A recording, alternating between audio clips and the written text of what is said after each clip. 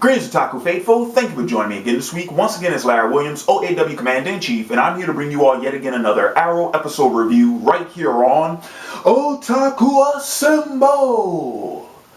Weekly, and finally I'm back to bring you all the latest in this week's Arrow episode review. And this is my review of Season 4, Episode 16, entitled Broken Hearts. Now, general thoughts on this week's episode. Just like with the Flash episode, I thought this week's episode of Arrow was a letdown. Mainly because of we are just coming back from a 1-month hiatus for both series, right? But especially with Arrow, the way we left off in the last episode with William's abduction, with Damien Dark's arrest, and then of course with the Oliver Felicity breakup, I just expected more coming into this episode, especially since between the two series, I have been enjoying this season of Arrow so much more. And now granted, that's not to say that Flash season 2 is particularly bad. It's not.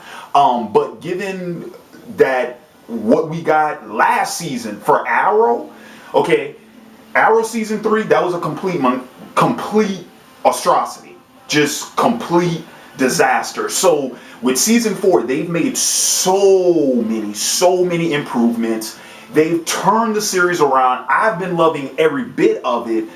And this episode was one of the less, one of the underwhelming ones. It didn't hold up for what I would have expected coming back from this hiatus. It just didn't. And there are multiple reasons for it. The first is going to be our villain for this episode. Now here's the thing. We get Cupid returning to the series in this episode. Now, I actually like Cupid, and funny enough, I think I'm in a minority when I say that. I'm not sure. I get the impression Cupid's not a popular character for the series. I like her. I like her gimmick.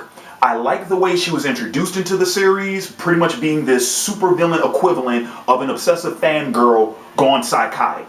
And the fact that she's an archer, the fact that she has the Cupid gimmick, and that she can be a reoccurring foil for Oliver and the rest of the team. I like that. When they brought her back the first time as part of Suicide Squad, I thought that was a good idea. So now we get her back into the series for the third time, and she has a very arbitrary motive, knocking off celebrity couples before they get married because now she has this new love is death philosophy.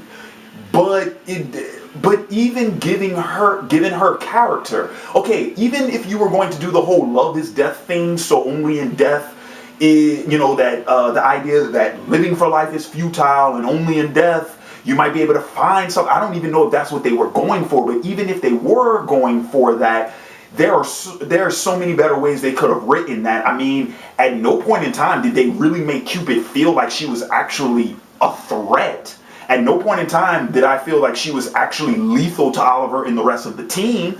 It was, oh, she's just knocking off civilians and we got to go in and stop her. There was no threat to the team itself in this episode, which is why Oliver didn't mind using him as Felicity as bait in the fake wedding to lure her into a trap.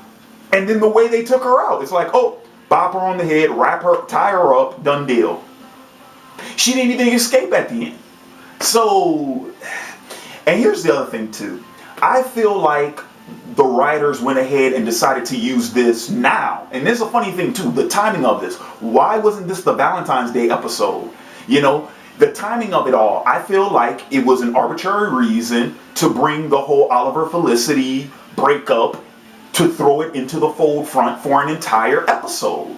And I didn't care for that. The reason I didn't care for it is because I don't care for the Oliver Felicity breakup at all to begin with. The only reason why I can tolerate it is because, and it has nothing to do with this series. It actually has more to do with what goes on in the damn Flash. Why? Because in the crossover episode, when Oliver first finds out about William, he finds out about his son, and he tells Felicity, she breaks up with him. Then they get taken out by Vandal Savage, and what happens? Barry runs back in time, undoes the events, and then Oliver keeps the secret from Felicity.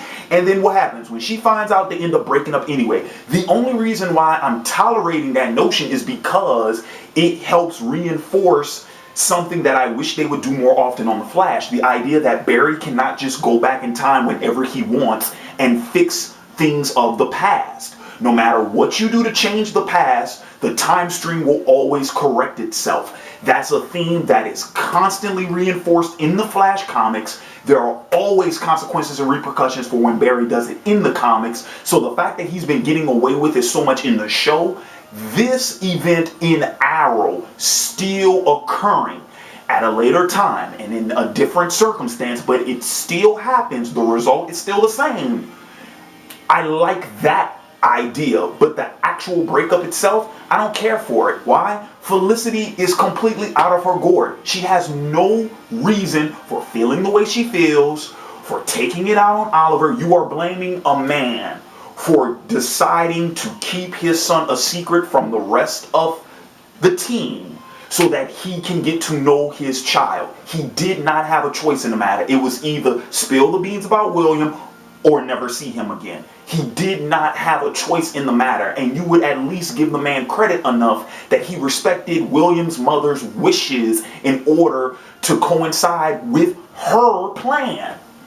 But no, you're going to blame him for that. You're going to hold that against him as if it was this huge earth-shattering secret that you could not, that you just couldn't know about.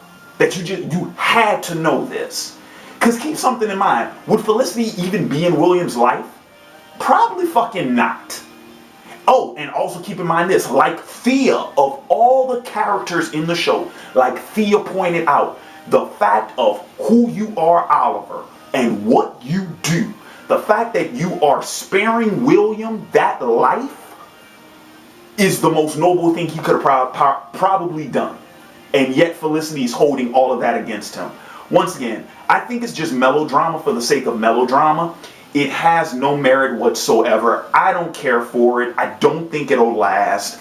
And if they do decide to make that the thing to break up Oliver and Felicity, then guess what? Oliver and Felicity would have never made it anyway.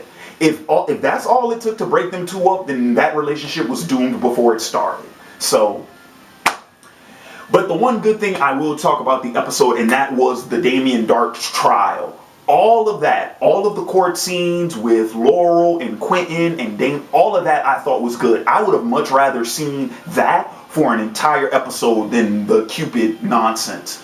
Because, number one, I like seeing Laurel in her DA position because it's the one thing that she does and it's the one thing that she specializes in that the rest of the team can't touch. None of them are lawyers. None of them know the legality of the law. None of them can work. None of them can fight for justice in that arena, and Laurel can.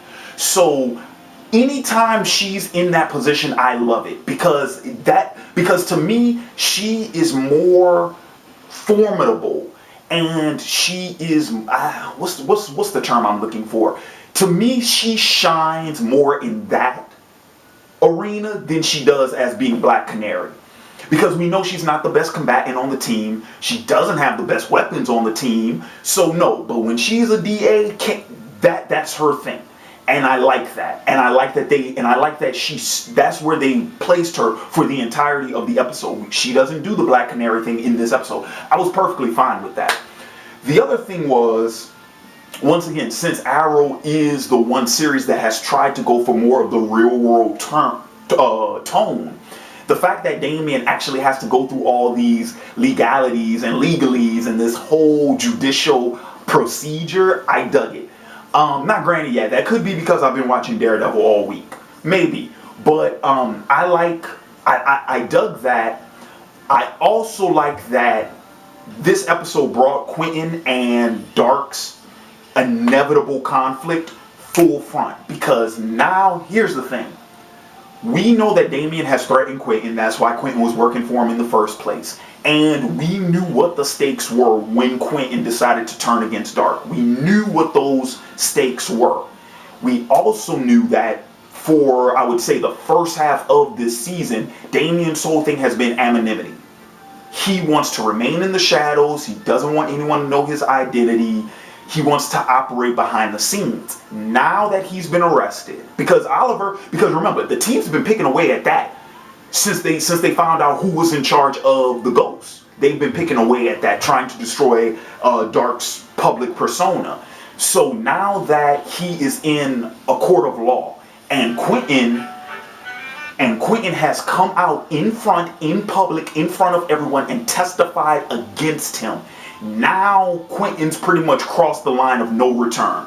It was bad enough that he betrayed him, and then even worse that he was working with Oliver, as a double agent between him and Dark. But now he's going on record testifying in court against Damien. That I loved. I loved it. And I can't wait for the inevitable backlash that happens from that. Because now Dark's he's coming after Quentin. No doubt about it. And he's coming after Laurel because, of course, she's the one trying to prosecute Dark. So the Lances, they are targets. I can only imagine where this is going to lead. I've already read articles where they're saying that, Laurel is the one who's in the grave that we've been teased with all season long. I'm still more likely to believe it's Quentin, because I don't think they would just kill off Laurel like that. But then again, there's enough, we've been given enough in the season so far that would suggest it could be Laurel. So we'll see. But all in all, like I said, just final thoughts on the episode. Cupid, I think, was misused in this episode. I think there are so many better stories and so many better scenarios that they could have brought her back for. So I think she was misused. The Oliver Felicity, so long as that keeps going, I don't really care for it.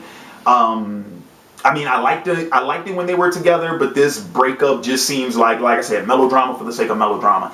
And the whole Dark trial bit, I thought that was the best thing about the episode. So anyway, that's going to wrap up my review. I want to thank you all for joining me again this week. And in the comments below, leave your thoughts on the episode. Let me know what you guys think about the topics I brought up in this review. And if you like this video, please feel free to like.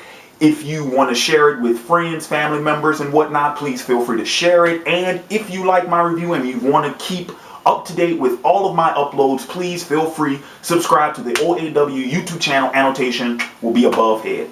So let's see, my Vikings review, if it's not up later tonight, it will be up for tomorrow morning. And I think I pretty much nailed down what I'm going to do for my special video tomorrow. It's been a very long time since I've done a rant, and I know the Otaku faithful, you guys have been waiting for me to do another rant. You guys might be in for a rant tomorrow. Especially since Batman v Superman comes out tomorrow. So it might be time for a rant. And as far as the weekend goes, once Saturday hits, we're back to Daredevil episode reviews. So with that being said, this has been Larry Williams, OAW Commander-in-Chief. I'm signing off, and until next time, peace.